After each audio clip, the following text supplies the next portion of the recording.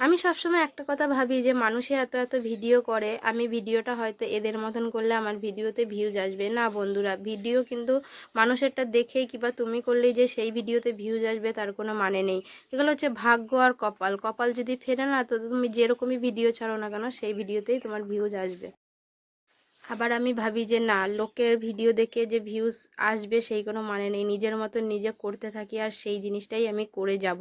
দেখো, সকাল সকাল আমি ঘরদোর লেপতে চলে এলাম, আর ঘরদোর ন্যাতা দিতে পারি না আমি অনেক দিনই হয়েছে। কারণ হচ্ছে আমার মেয়েটা ছোট হয়ে ওঠে না, রান্না বান্না করি এতেই অনেক কষ্ট হয়ে যায়। কারণ আমার মেয়েটা কিছুতেই নামতে থাকে না, মানে নিচে একদমই শুতে চায় না, ও একটু কোলে উঠতে চায়। আর এখানে হচ্ছে মাটি আমাদের থাকে, ওই মাটিটা ভালো করে, মাটিতে না প্রচণ্ড পরিমাণে কাঁকড়, তাও হাতে বাঁধে, তবুও আমি হাত দিয়ে করে দিয়ে মানে ভালো করে ঠেসে ঠেসে মেখে তারপরে গিয়ে আমি কিন্তু ঘরটা লেপি। আর মাটি না দিলে শুধু যদি পানি দিয়ে ঘরটা লেপি তাহলে কিন্তু ভালো লাগে না, মাটি দিলে একটু সুন্দর হয়। এই দেখো, এই জায়গাটা কিন্তু একটা খাট ছিল, আমার বর ভেঙে দিয়েছে মানে ওইটা বৃষ্টি পড়তে পড়তে না খাটটা পুরো সাইড দিয়ে পচে গিয়েছিল, এই জন্য এখানে একটা খাট ছিল আর সামনের দিকটা একটু ফাঁকা ছিল। এটা ভালো করে আমি লেপে পুছে নেব, মানে এই জায়গাটা রোদ্দুর ওঠে তো আমার মেয়েটাকে সকালবেলা আমি এই জায়গাটা শোয়াই। আর লেপা পোছা থাকলে জায়গাটাও দেখতে ভালো লাগে। আর আমাদের দেয়ালগুলো আমি লেপতে পারছি না এখন, আজ এই বছর হয়তো আমি লেপতে কোনোটাই পারবো না। দেখো, চারি সাইড দিয়ে দেয়ালগুলো ভেঙে ভেঙে মাটি পড়ে গিয়েছে।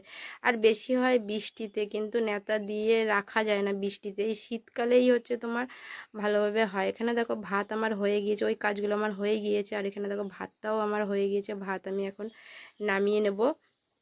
আর এটা গরম হাঁড়ি, প্রচণ্ড পরিমাণে গরম, এই যে যে তাপটা আসে না, তাপটা প্রচুর পরিমাণে হাতে আমার লাগে। আর ভয়ও লাগে যে কখন পায়ে পড়ে যাবে, আর পায়ে দুই একবার পড়েওছে।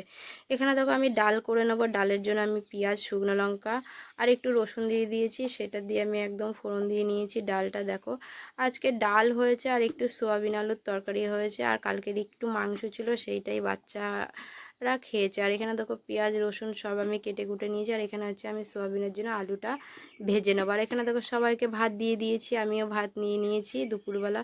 আর শুভ দুপুর বন্ধুরা, দুপুরবেলা কে কী খাচ্ছ, কি রান্না করেছো একটু কমেন্টে জানিও। আমি তো রান্না করেছি ডাল আর সোয়াবিন। আর এখানে দেখো আমি ডালটা নিয়েছি, ডালটা কিন্তু আমি পাতলা করেই করেছি। সবার খাবার দিয়ে নিয়েছি, এখানে আমার খাবারটাও আমি নিয়ে নিয়েছি। এখানে ডাল নিয়েছি আর কালকের একটু মাংস ছিল সেইটা, আর আমি সোয়াবিনটা নিয়ে বলে দেখাতে পারিনি।